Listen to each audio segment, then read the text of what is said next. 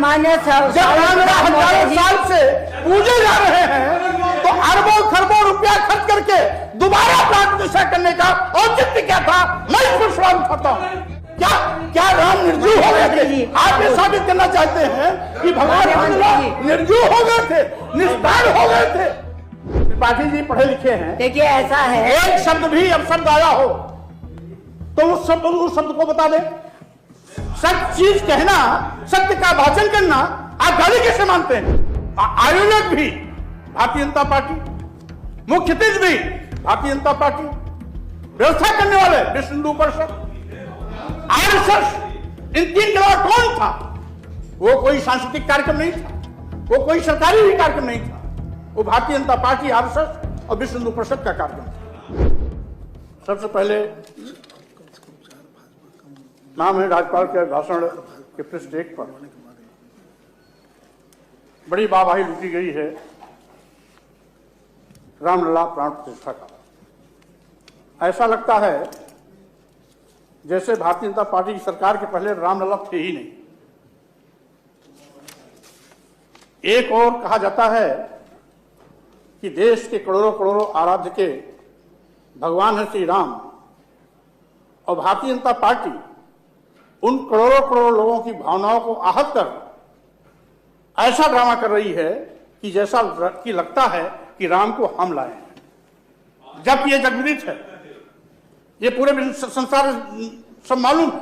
हजारों साल से राम की यहां पर पूजा होती चली आ रही है, और जब राम की हजारों साल से पूजा चली आ रही है तो उसमें प्राण प्रतिष्ठा का प्रश्न कहां से उठता है?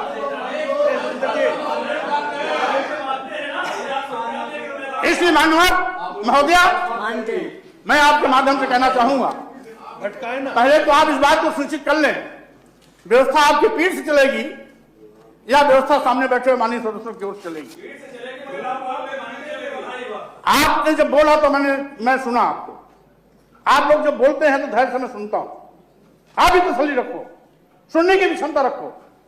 और रही बात आप अपने महोदया, मैं आपसे कहना चाहता हूं, आप प्राण प्रतिष्ठा वो तो भारतीय जनता पार्टी का कार्यक्रम था, वहां देश के सारे श्रद्धालु, भगवान राम को मानने वाले सारे के सारे करोड़ों करोड़ लोगों को वहां रोक दिया गया था। आयोजक भी भारतीय जनता पार्टी, मुख्य अतिथि भी भारतीय जनता पार्टी, व्यवस्था करने वाले विश्व हिंदू परिषद, आरएसएस, इन तीन के अलावा कौन था? वो कोई सांस्कृतिक कार्यक्रम नहीं था, वो कोई सरकारी भी कार्यक्रम नहीं था, वो भारतीय जनता पार्टी, आरएसएस और विश्व हिंदू परिषद का कार्यक्रम था। यहां के लोगों को रोक दिया गया, जो भगवान राम को आराध्य मानते हैं उनको रोक दिया गया। जिन लोगों ने कभी रामलला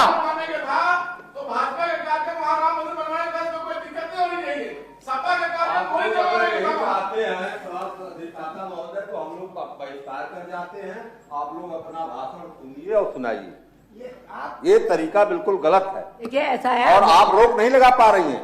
आप बैठिए, आप रोक नहीं लगा पा रही हैं। आप क्यों नाराज हो रहे हैं? आप बैठिए, आप बैठिए। आप सदन को वो भी बैठेंगे, आप नहीं कर पा रही हैं। आप भी बैठिए। देखिए एक बात सुनिए, पहली बात तो त्रिपाठी जी पढ़े लिखे हैं। देखिए ऐसा है, एक शब्द भी अपशब्द आया हो तो उस शब्द को बता दे। सत्य चीज कहना, सत्य का वाचन करना आप गाली कैसे मानते हैं? अरे आप और इस तरीके से आप अपनी बात कहिए। रही कार्यक्रम की बात, जब वो भारतीय जनता पार्टी की सरकार में हुआ और उन लोगों ने किया तो फिर किया, तो दूसरा कौन करता? नहीं, जो तो आप क्यों उस पर टिप्पणी कर रहे हैं? टिप्पणी मत करिए उस पर। राम जन्मभूमि टिप्पणी करना हो रहा है, किसी पार्टी का कार्यक्रम नहीं था। सरकार है तो सरकार ने कार्यक्रम किया। आप लोग बैठे, आप बैठे। जब रामलला हजारों साल से पूजे जा रहे हैं तो अरबों खरबों रुपया खर्च करके दोबारा प्राण प्रतिष्ठा करने का औचित्य क्या था? मैं इसको सवाल उठाता हूं। और महोदया मैं ये भी कहना चाहता हूं, आज देश में लाखों करोड़ों नौजवान बेरोजगारी की त्रासदी झेल रहे हैं। सरकार के पास नौजवानों को नौकरी देने के लिए पैसा नहीं है। साथ ही साथ आज कई लाख की तादाद में वित्तहीन शिक्षक हैं, उनको मानदेय देने के लिए सरकार के पास पैसा नहीं है। शिक्षा मित्रों की मानदेय को बढ़ाने के लिए सरकार के पास पैसा नहीं है। और यही नहीं, आज 69,000 शिक्षकों की भर्ती में जिस तरह से घोटाला हुआ, माननीय हाई कोर्ट के निर्णय के बाद भी यहां तक कि पिछड़ा वर्ग आयोग भारत सरकार यानी इन्हीं डब्ल्यूएचओ की सरकार का आयोग जिसने उस पर कहा है कि इस पर 800 शिक्षकों की भर्ती में घोटाला हुआ, इनको तैनाती दिया जाए, आज तक तैनाती नहीं दी जा रही है। एक और ये कहते हैं और दूसरी ओर वहीं पर राज्य शिक्षा आयोग की बड़ी वाहवाही लूटते हैं। 3 साल हो गया, उसमें चेयरमैन नहीं है, सरकार के पास पैसा नहीं है।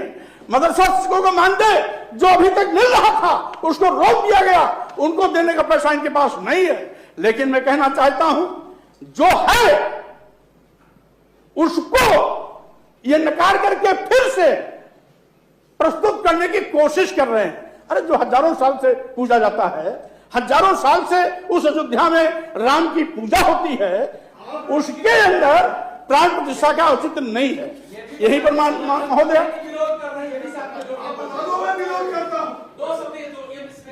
देखिए, जिस दिन माननीय सर्वोच्च न्यायालय ने मंदिर बनाने का फैसला दिया, हम सभी लोगों ने, पूरे देशवासियों ने, किसी पार्टी का रहा हो, सबने स्वागत किया था। उसी का काम हुआ।